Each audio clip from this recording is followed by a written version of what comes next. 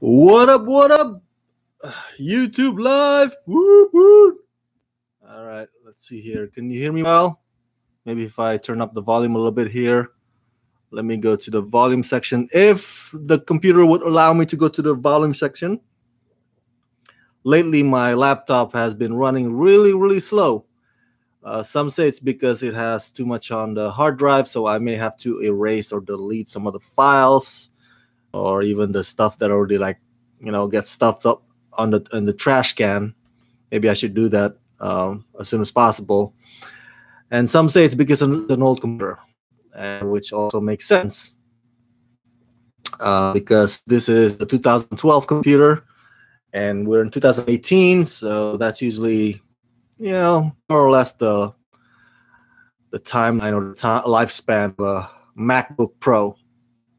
All right, input volume, that's the timeline or the lifespan of a MacBook Pro. All right, input volume, turn it up a little bit. Good. All right, let me just put it on my social media here, telling everybody that I am now live and you guys can join me in discussing this topic. Live at youtube.com/Rama Screen 1.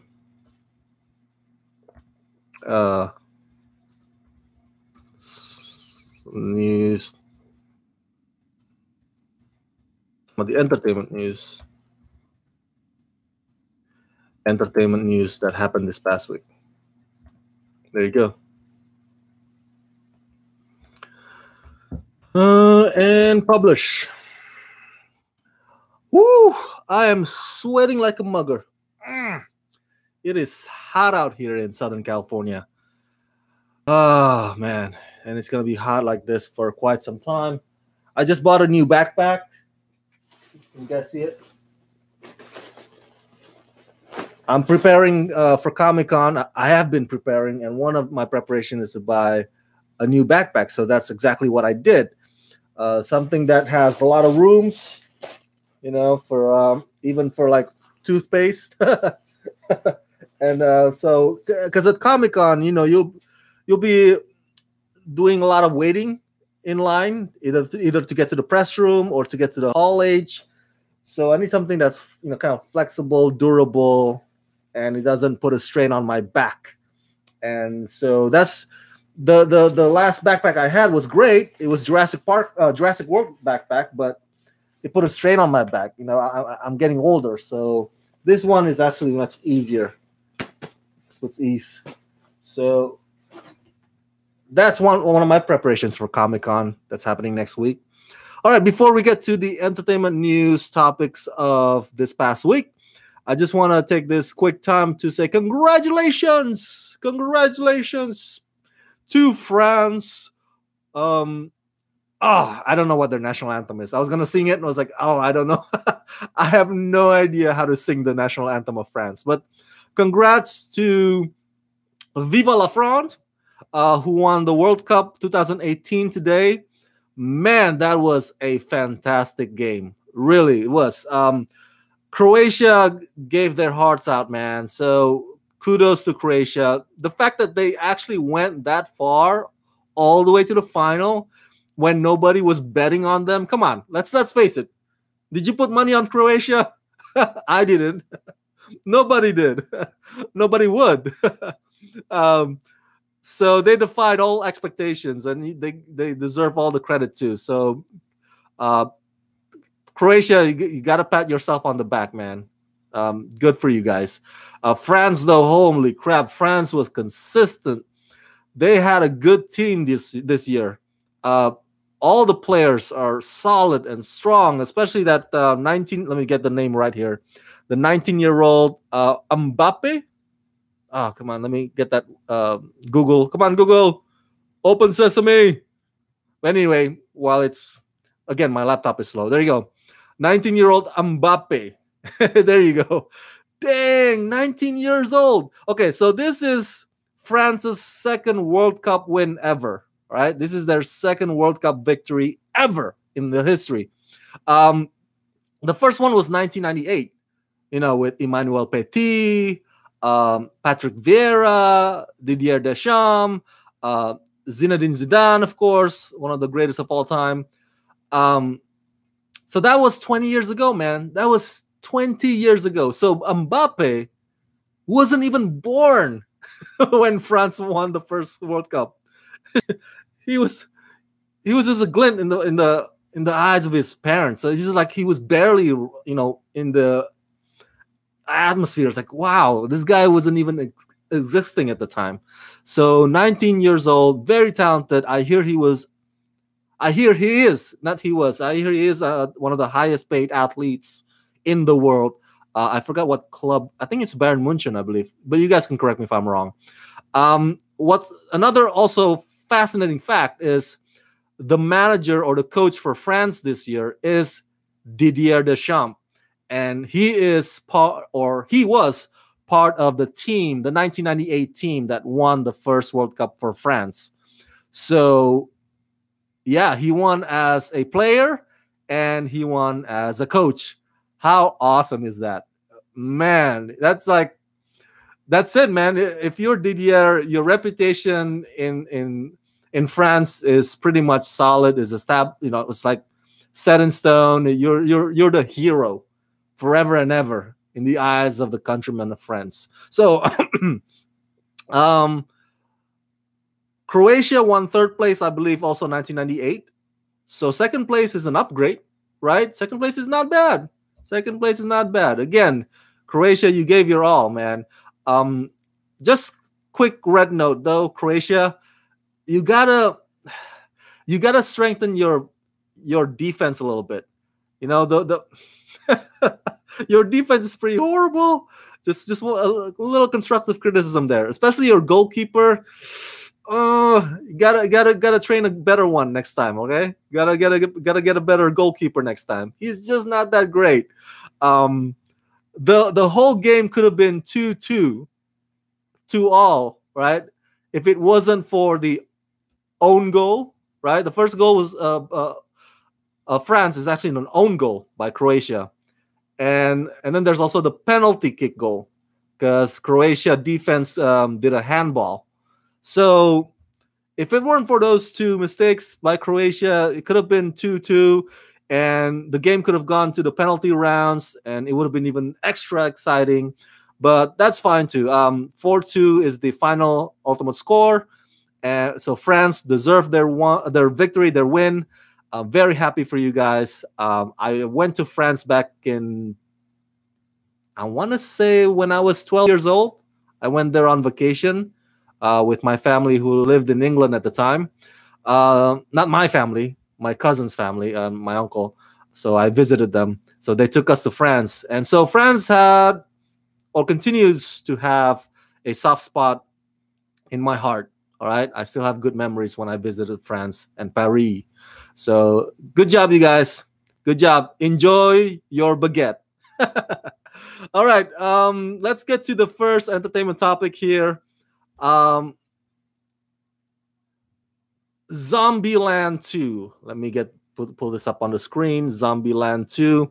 This past week, Sony Pictures announced that they are finally moving forward with the sequel to their 2009 hit, Zombieland.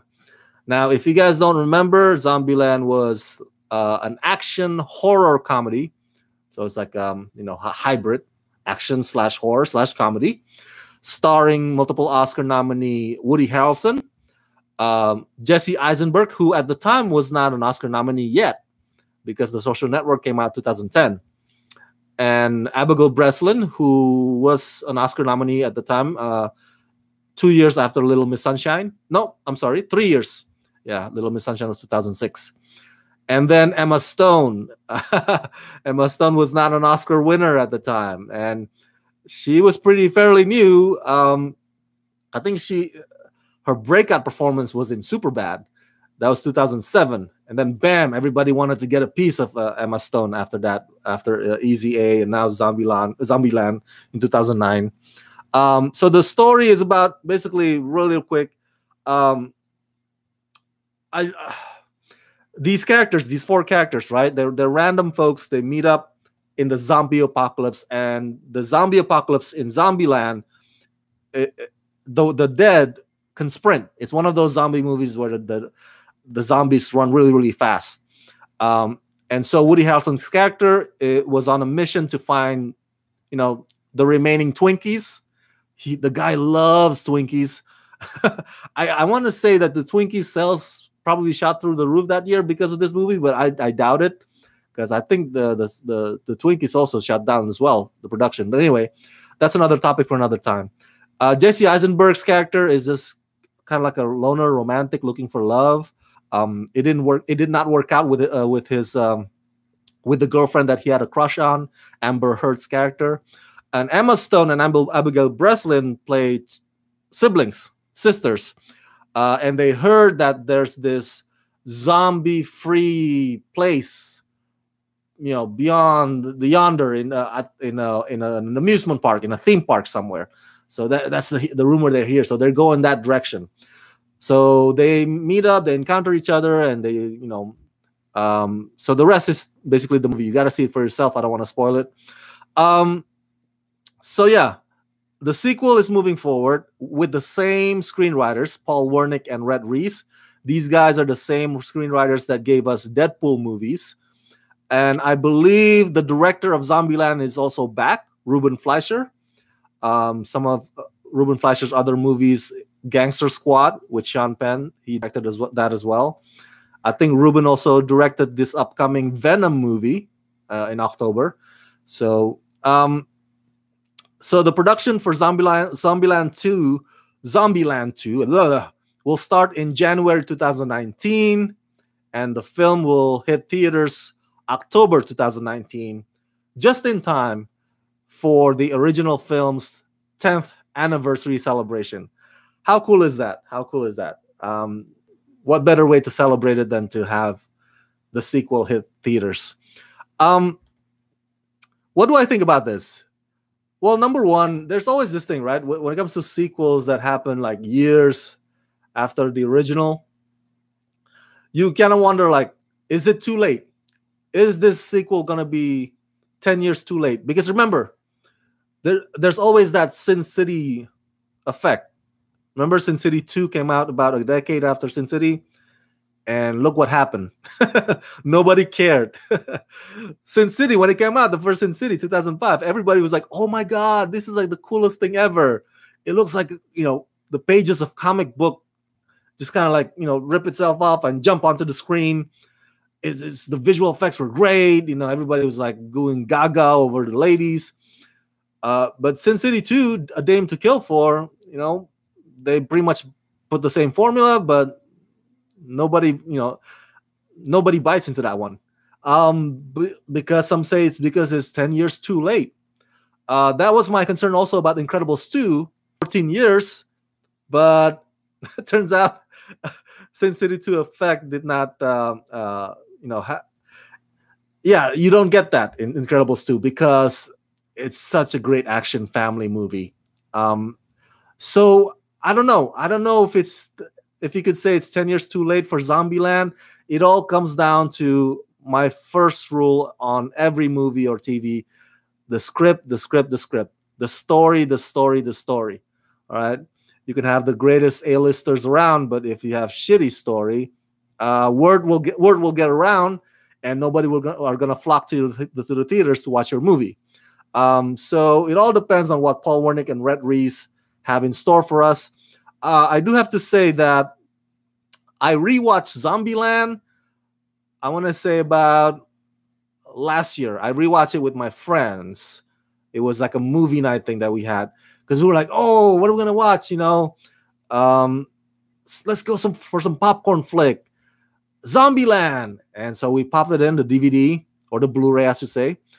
And I got to say, man, Zombieland, watching it the second time is not quite as fun as watching it the first time.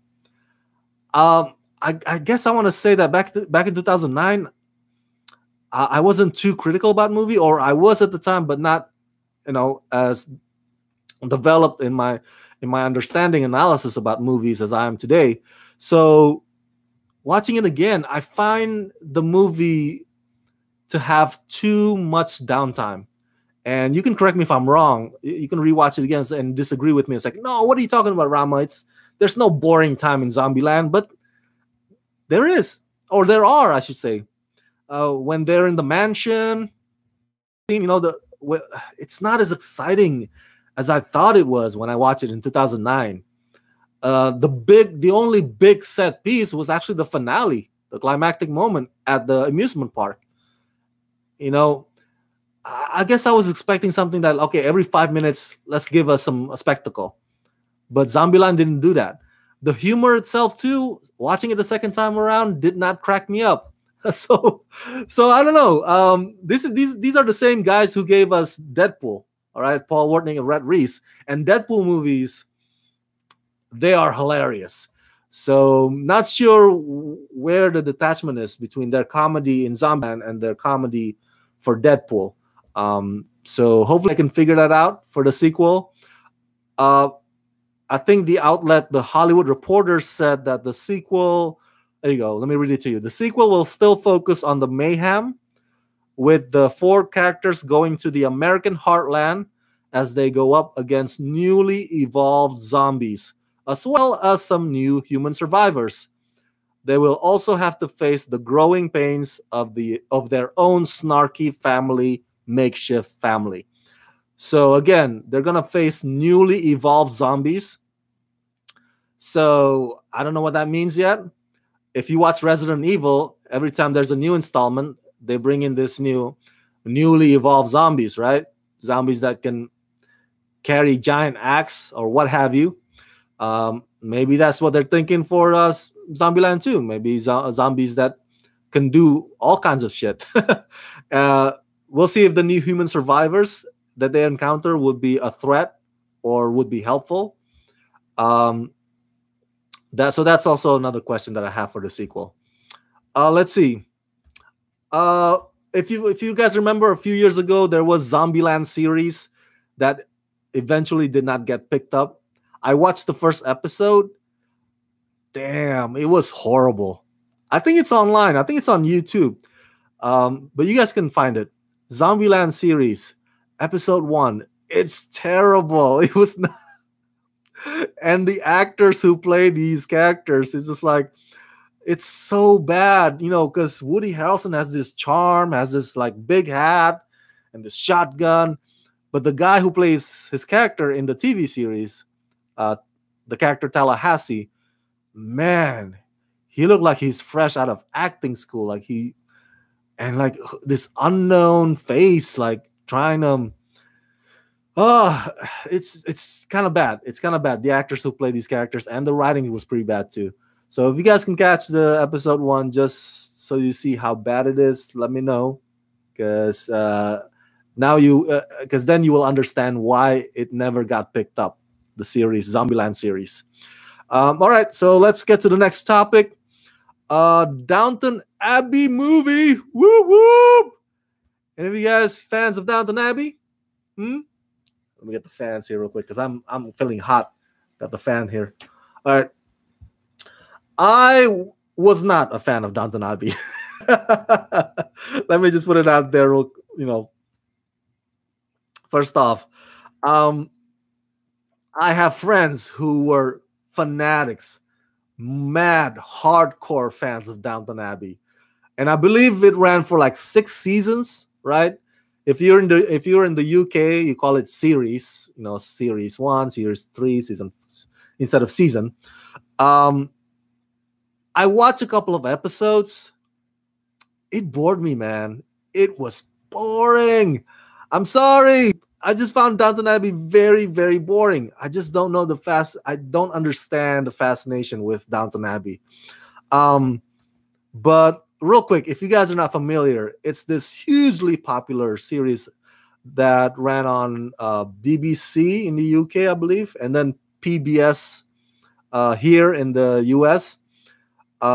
It was created by Julian Fellows. He is the Oscar-winning screenwriter of the movie Gosford Park, that was directed by the late, great Robert Altman. May he rest in peace. So Downton Abbey is about the Crawley family. and the story is set, I believe, between 1912 through 1920s, 29. So throughout the show, the seasons of the show, you see how historical events of that era, of that decade, affect the Crawley family. Yes, including World War One. So, and it's not just about this Crawley family, the British aristocrats, but it's also about their servants.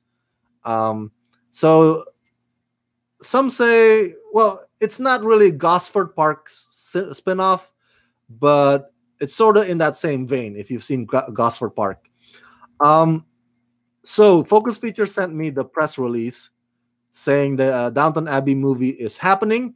Let me read this to you. The original principal cast from the acclaimed television series will return for the feature, which will start production later this summer. Also returning from the series is Julian Fellows, who wrote the film screenplay and will produce it. The director of the movie is Brian Percival, who directed The Book Thief, which I believe was also adapted by Julian Fellows.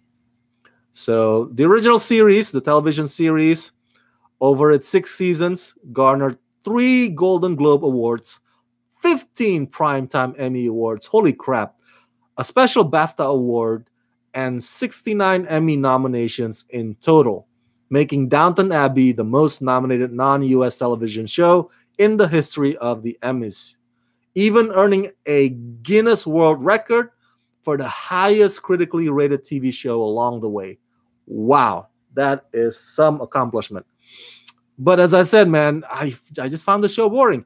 I think my problem was that I caught the episodes that were probably either fillers or because I did not watch it, regularly or chronologically from the start.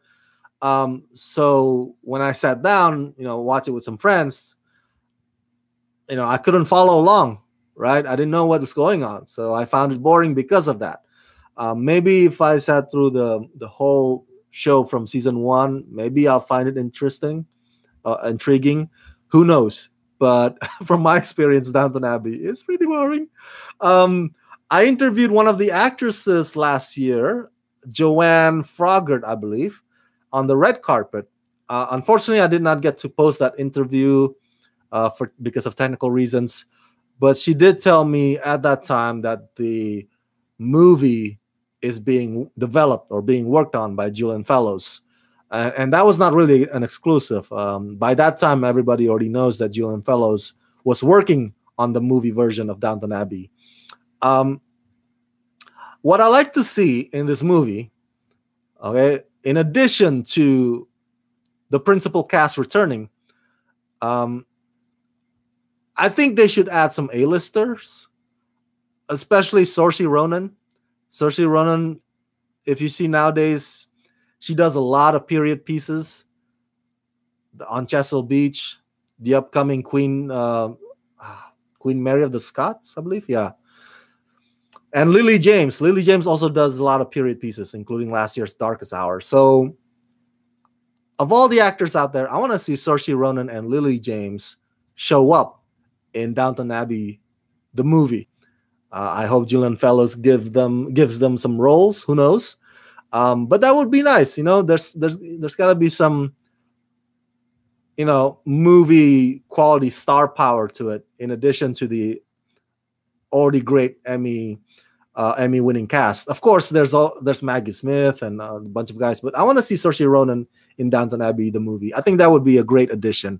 But that's just my 2 cents on it. All right, so let's get to the next topic here.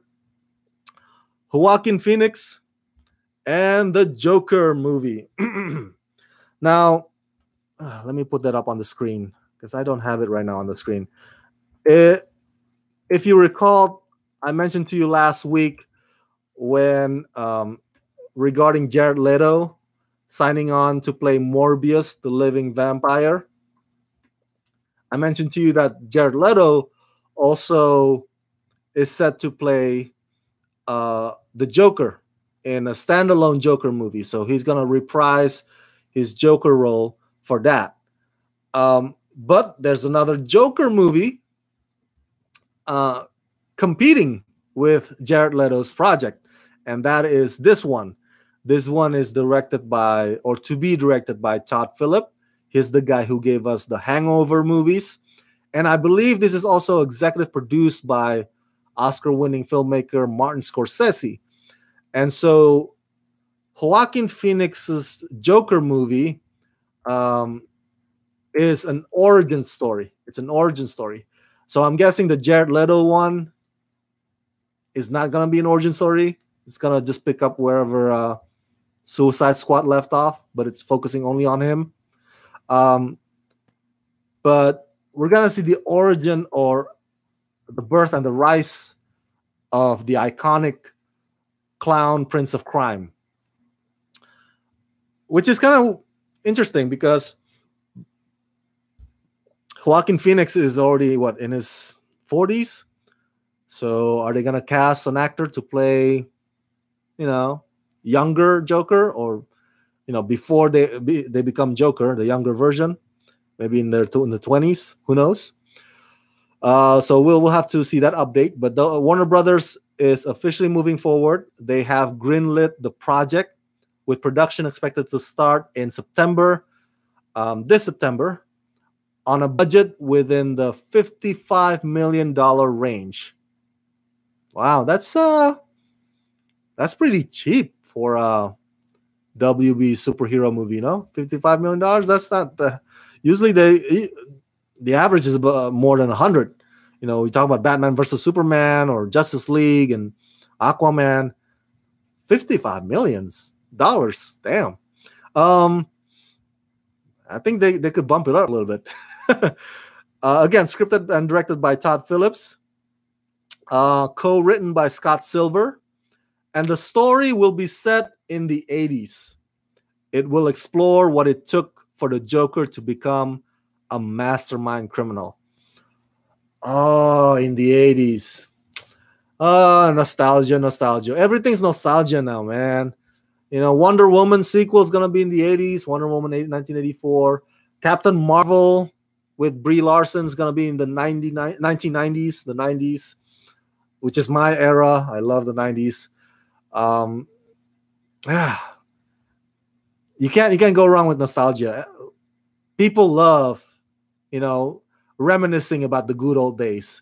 So we'll see what references from the 80s that they're going to put in this Joker movie. So before we move on, just want to let you know that this Joker, starring Joaquin Phoenix, will fall under a yet-to-be-announced banner of DC Comics that pretty much allows Warner Brothers to expand the canon of DC characters with unique angles, giving them unique perspectives and angles. And so this Joker movie will be the first of hopefully many of that. And these projects, they will not be a part of the DC EU universe, the DC Extended Cinematic Universe. So it'll be separate from Jared Leto. It will not cross over, or it will not be part of the shared universe as the Suicide Squad, Ben Affleck's Batman, Henry Cavill Superman. Do you see where I'm going there? So interesting. I don't know what you guys think about that. As I mentioned last week or 2 weeks ago, when the last time we had Rockin with Rama screen, WB has this thing where they said, we don't want to put everything as a shared universe. Marvel can do that. Marvel can do their thing. If they want to connect the cartoons or the animated series with the live action series, with the movies, that's their prerogative. But for us in WB, we're okay with having different Superman for our TV, different Superman for the movie, different Superman for another separate movie. So we have 2 Jokers now, and that's okay. Because I read, I think from WB's President Kevin, or former President Kevin, I forgot his last name, but he said he wants to give creative freedom, creative license to filmmakers, to showrunners, so they can come up with their own interpretations of these characters, these beloved characters. So I prefer actually Marvel's method. You see Robert Downey Jr. in all mediums or formats. If he does an animated series, it'll be him voicing it, stuff like that. I prefer that, but I'm not really against WB's method either. The whole creative freedom thing, the whole, hey, if Todd Phillips has a new angle to the Joker, here's some money. Let's make that movie. And that's cool. That's taking that's gambling on a vision that might work. It might not work, but it might work. So Joaquin Phoenix, I think, was on the red carpet for the movie Don't Worry, He Won't Get Far on Foot movie this past week. And I forgot which outlet, but he was asked about it. Okay, he was asked about the Joker. Of course, he can't escape the Joker questions now. And he basically said, and I'm paraphrasing this, it scares the shit out of me. That's what Joaquin Phoenix said. This project scares the shit out of me. And I take that as, him being the actor, it's going to be a quite like climbing Mount Everest. It's going to be quite the challenge for him to figure out or crack this mindset of this criminal psychopath, basically, because the Joker, this character, is so complex, and he's an anarchist. He wants to watch the world burn, just like Michael Caine's Alfred said in The Dark Knight. So to unlock that, to get into that, head, it's going to be quite the challenge for Joaquin Phoenix. Even, him being a multiple Oscar nominee, one of the greatest actors of all time. And Joaquin Phoenix is. So it's going to be interesting to see his interpretation of the Joker, how far he's willing to go, how far writer-director Todd Phillips is willing to push. At the same time, to finish this, I don't think Joaquin Phoenix needs to stress out too much about it. I don't think he needs to oh my God, that's a lot of pressure. Because I remember I interviewed actor Michael J. White. I think that's Jay White. I hope I pronounced that middle name correctly. But he's the guy who played Spawn in the movie Spawn in the 90s. And he was also featured in the movie The Dark Knight in 2008. Do you remember? He played one of the gangsters. He's a big, guy with the purple suit. So I interviewed him for Black Dynamite, the movie Black Dynamite, years ago. And, by that time, Heath Ledger already passed on. And so I wanted to ask Michael J. White about his experience working with Heath Ledger.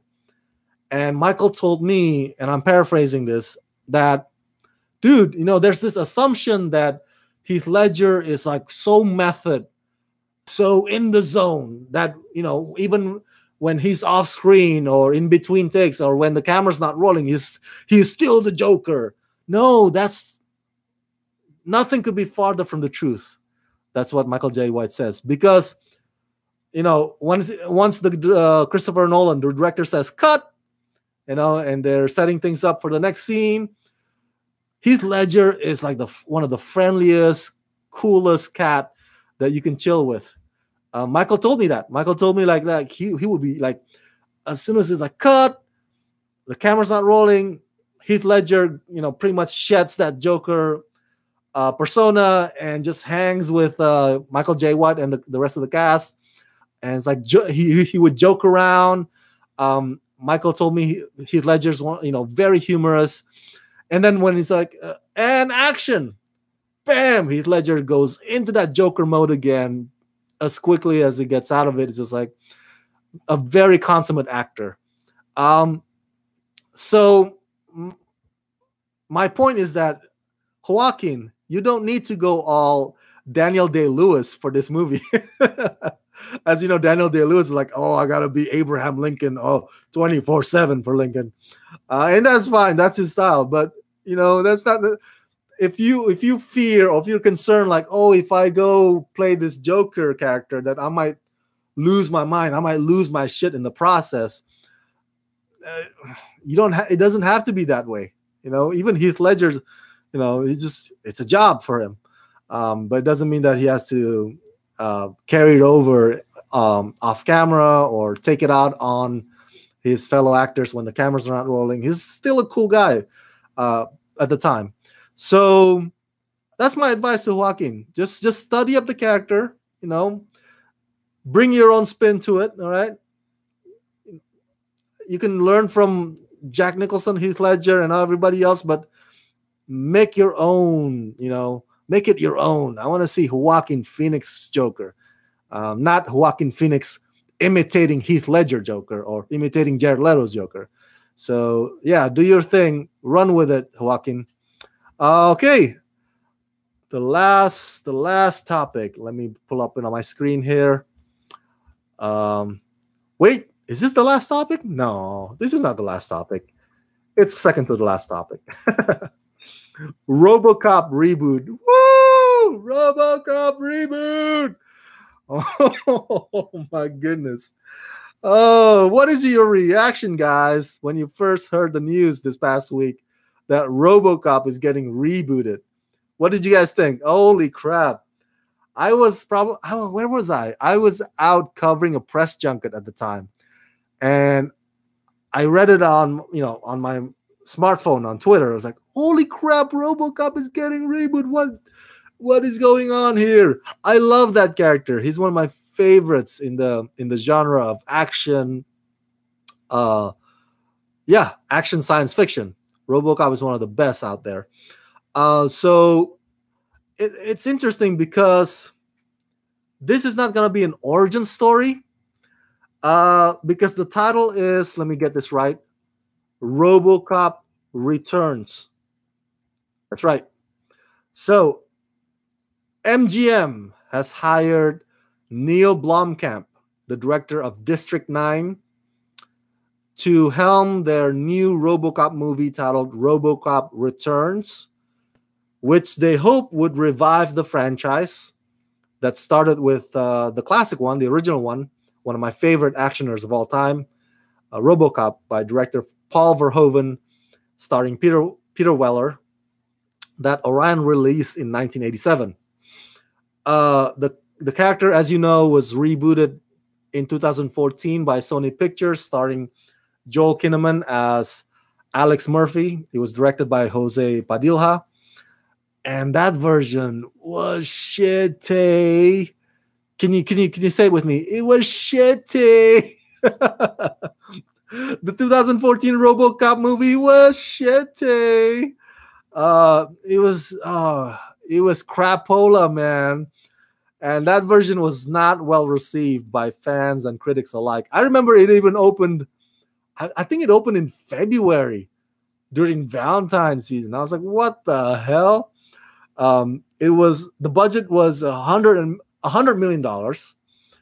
And I think by the end of its run, it only took in like $58 million at domestic box office. Yikes. Man, that look, I got nothing against Joel Kinnaman. I think he's a fantastic actor. If you guys seen him in House of Cards, he's a great guy. He's a great actor. But he's the wrong guy to play Alex Murphy. I'm sorry. He's just not the right. It's a case of miscasting to me. And Michael Keaton as the bad guy? What? And his character was not even like well written. His villainous character is not that evil. And he's not a formidable foe. I was like, formidable. He's not a formidable foe to RoboCop. And the whole thing with the drones, robots, and I think Jose Padilha was trying too hard with his social commentary stuff that he neglected the action elements of the movie. Yeah, I hated the 2014 RoboCop, and plus it was PG-13. Remember? Oh my god, RoboCop. Oh, the original one was rated R, and that's what made it great. Why did you have to water down RoboCop? Come on, guys. Come on. And the suit for the reboot, the 2014, the suit was so bad. It was like a mashup of Iron Man 3 mock suit and the suits of the Power Rangers reboot from last year's Power Rangers. It was so bad. So do I think another round of RoboCop is a good idea? Yes. After the 2014 one, I need to get that, that aftertaste out of my mouth. So yes, I don't mind another round of RoboCop. I'm glad that it's not an origin story. Returns suggests that maybe RoboCop had gone away somewhere for quite some time, for a period of time. So I guess the $1 million question is, where has he been? Where did he go? And what villain or what crisis that comes up and propels or forces him to come back to make that return? And the other question is, when he comes back, will the city of Detroit welcome him back? All right, because he's been gone away. I hope it's much better done than the Superman Returns. Remember that 2006 movie? Because that's what happened too. Superman went away, he came back, and then the question is, does the world still need Superman? I hope it's much more well written than that.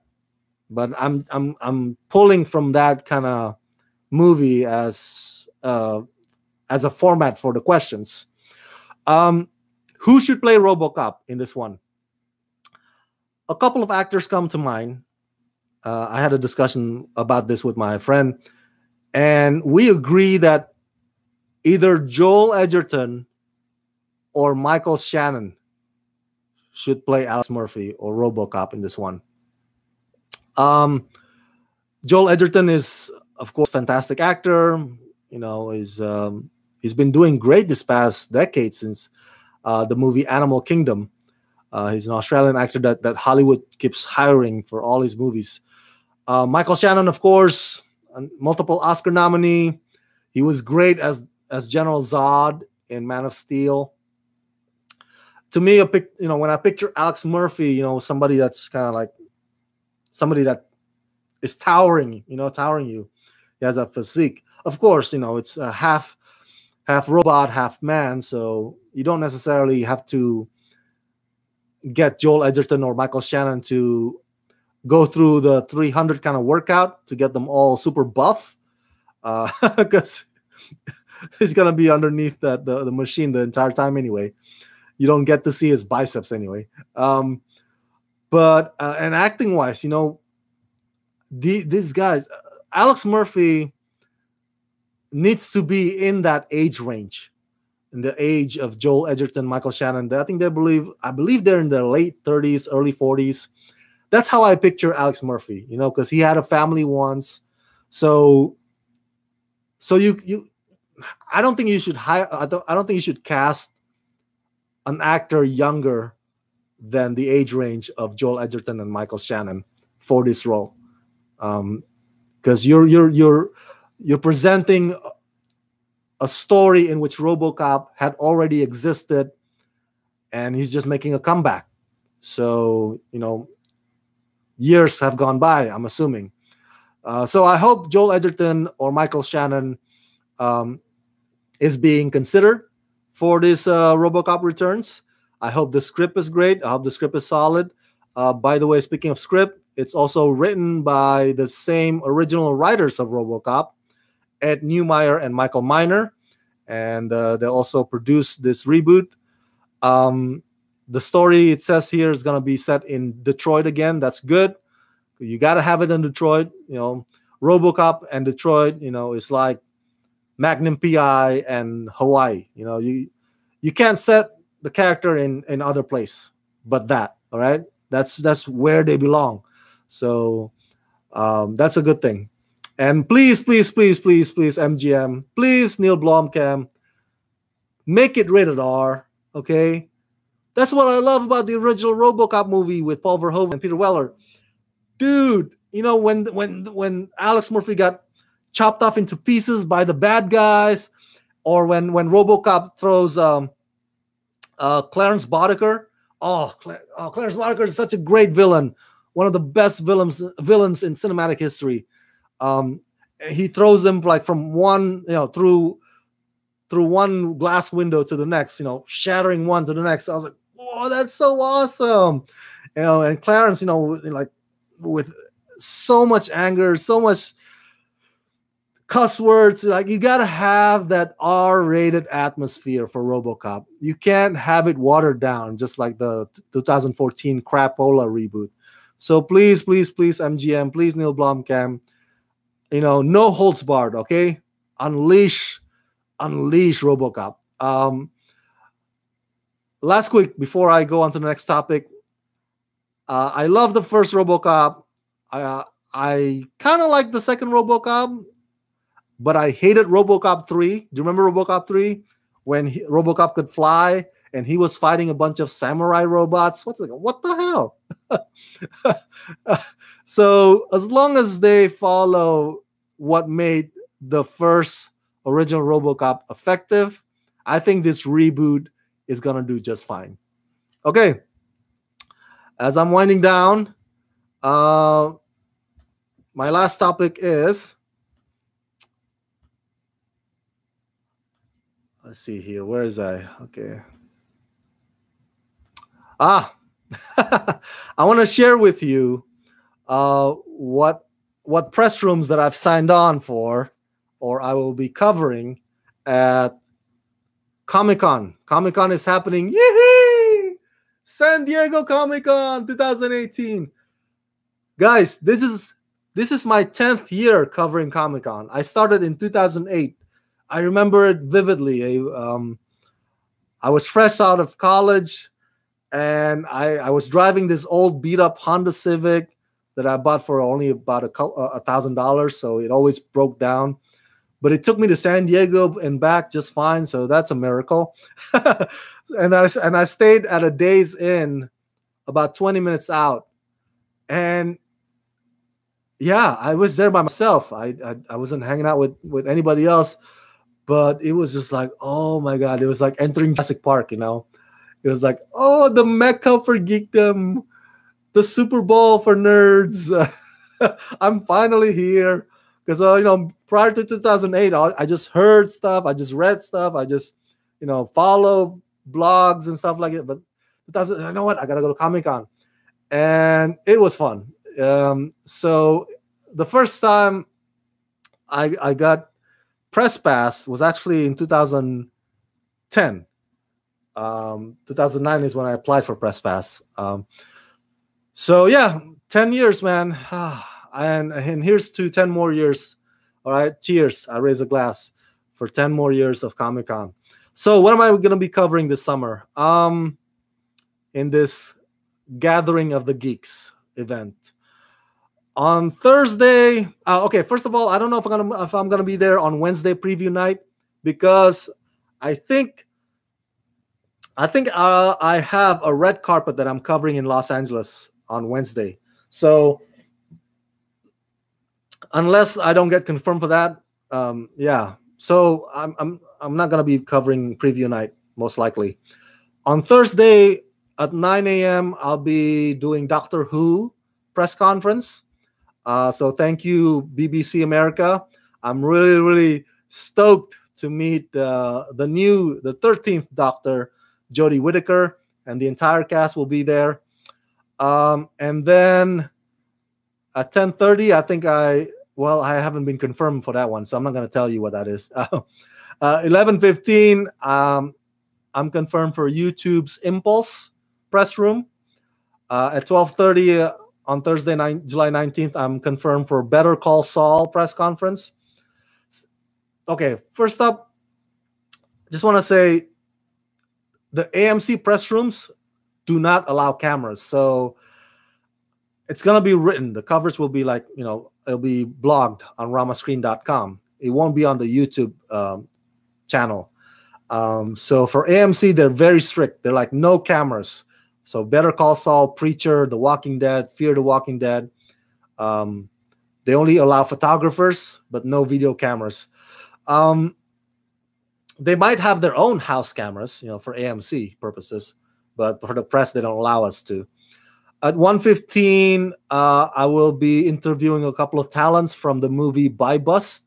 It's an action movie, Buy Bust. At 2:45 p.m., I will be covering the YouTube's Origin press room, but I might cancel that one to go to cover the Supergirl press room. And I'm not talking about the Supergirl, the series that's currently on air. Supergirl 1984, the movie. That's right. Actress Helen Slater, who played Supergirl in the movie in 1984, she will be there at Comic-Con, and I will get to interview her. I'm so stoked. I think Helen Slater also co-starred in Smallville, and she also co-starred in Supergirl series that's on right now, but only, I think, first 2 seasons. So yeah, it's gonna be a great conversation with Helen Slater. At 4:15 p.m. I'm sorry, I will be covering Sci-Fi's Night Flyers press room. At 5 p.m., another Sci-Fi press room, Van Helsing. And 5:30 p.m., I will be covering, or I will be interviewing 2 talents from the TV series Mr. Mercedes. On Friday, okay, let's keep this rolling. Friday, July 20, at 8:30, I will be covering the Adventure Time press room. Can't wait to see the talents. Can't wait to interview them. At 9:30, I will be interviewing the DC Superhero Girls press room. 12 p.m. is Voltron. Yeah, the legendary Defender. But I might also leave that one to cover another WB Home Entertainment press room, but we'll see. It all depends on the timing, because I'm only one man. I'm only one person. I wish I had a crew, right? I wish I had a colleague, but I don't have the budget to hire anybody. So guys, if you want to support this channel through patrons, please do so. At 1:30, I will be at Young Justice press room. At 2:45, I will be covering Fear the Walking Dead press room. At 3:30, yes, 3:30, I will be covering Star Trek Discovery press room. Yes. At 4 p.m., The Walking Dead press room. 5:25 p.m., Halloween Roundtable press room. That's with Jamie Lee Curtis. And 5:30 p.m., Preacher Comic-Con press room, AMC. All right, so Saturday is the big one. Of course, is the most crowded one of all. At 8:30, July 21st, Saturday. At 8:30, I will be covering Steven Universe press room. At 11 o'clock, I will be covering Stan Against Evil press line. At 12:15, I will be 12:30, I will be covering Unikitty Comic-Con press room. At 1 p.m., I will be covering The Gifted press room. Yes, I did The Gifted last year, and I can't wait to interview Stephen Moyer and the guys again. At 1:30 p.m., I will be covering The Man in the High Castle press room. 1:30 p.m. is also Krypton, but I think I'm gonna just do The Man in the High Castle. At 2:15 p.m., I will be covering Black Lightning press room. Yes. At 3:15 p.m., Legacies press room. That's also another CW series, I think. 4 p.m., Deadly Class press room. And 5:15 p.m., The Magicians press room. And the only thing that I have on Sunday is Supernatural right now, but I don't know if I'm going to get confirmed for that. So, yeah, that's pretty much my schedule. again, I'm only one man, so I can't do the movies because the movies are happening at the same time. The movies that they're bringing to Comic-Con this year are, I think WB is bringing Aquaman. So Universal Pictures is bringing Halloween and Glass. And I believe Paramount is bringing Bumblebee. So those are the movies, the big movies coming to Comic-Con. Yeah, Marvel's not coming. Disney's not coming. Lionsgate might bring something. I forgot what they're bringing, but yeah. So those are the schedules that I have for the press rooms at Comic-Con. I bought a new backpack. I bought bottled water. I bought new sleeping bag. I'm gonna buy a bunch of Red Bulls and caffeines, and so to make sure that I stay awake. Either that or epinephrine shot, whatever it takes, because during Comic-Con, that's the one time of the year where I pretty much lose sleep. Where I pretty much develop, this insomniac kind of thing. Because there's so many things going on, and some of them happening at the same time. And again, I'm only one man, so I'm gonna have to run really quick, like the flash lightning, from one press room to the next, from one end to the hotel to the next, from one end to of the convention center to the next one. So wish me luck, you guys. It's gonna be one hell of an event. Real quick, this is lightning pretty much news. Billy D. Williams is coming back as Lando Calrissian in Star Wars Episode 9, so that's awesome. And the first look official photo of Shazam, the movie, already hit the web, so go check it out. Zachary Levi looked fantastic in that role, in the costume. And multiple Oscar nominee Jimon Hansu has replaced actor Ron Cephas-Jones as the Wizard. So that's lightning round news real quick for you guys. Oh, before I go, this past week is also the 10th anniversary of The Dark Knight. That's right, The Dark Knight came out in the summer of 2008. So happy 10th anniversary to one of the best superhero movies of all time. It's just too bad, so unfortunate that its follow-up, 2012's The Dark Knight Rises, could not live up to The Dark Knight's greatness. It's so sad, because The Dark Knight pretty much sets the bar really high, but The Dark Knight Rises like,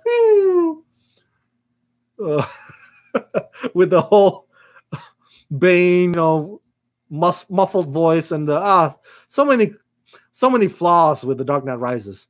But The Dark Knight was it was a masterpiece in my book.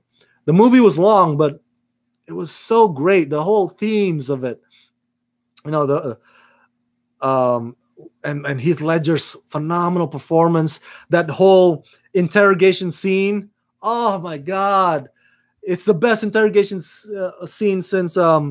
Well, the director himself said it, right? Christopher Nolan said it's inspired loosely, the whole tone of it, by the movie Heat, when Robert De Niro and Al Pacino met each other in that restaurant. Two titans, one playing the villain, one playing the good guy. Same with that. The Joker, Batman, so great, man. Such a great movie. The first time I remember seeing it in a local theater, and it was sold out. Like the Thursday preview night. They open it up to like 7 p.m. showing, 8 p.m. showing. Every hour there's The Dark Knight showing. But they're all sold out, so I had to go to the one that's 11:30, some awkward hour. So when I get to the theater, there's a line for the 11:30 showing, but there's a line for also the 12 midnight one. There's a line for the 1 a.m. in the morning. Holy crap. It was like everybody wanted to see The Dark Knight. It was insane how popular that movie was. And it was well received by fans and critics alike. It gave Heath Ledger his Oscar win posthumously, because, he passed on in January of 2008. And he deserved it, man. I mean, dude, it's worth watching just for his performance alone. But even that, there's so many depth to that movie, so many themes. The dark gets darkest before the dawn. The hero that we deserves, we don't need right now. I forgot the correct line for it. So many memorable lines. So go celebrate The Dark Knight's 10th anniversary. Watch the movie again. Let me know why you loved it, or maybe why you hated it. Maybe some parts that you liked, but parts that you didn't like about it. Share it in the comment section below. Why it is that you think The Dark Knight, not The Dark Knight Rises, The Dark Knight, why you think that movie is a monumental filmmaking achievement. Share your thoughts about it in the comment section below. That's it. That's Rocking It with Rama Screen Live today, July 15, 2018. Thanks for watching, you guys. By the way, I already saw Mission Impossible Fallout. It's amazing. I'll let you guys know about it even more when the movie comes out in 2 weeks. Oh, such a great action movie.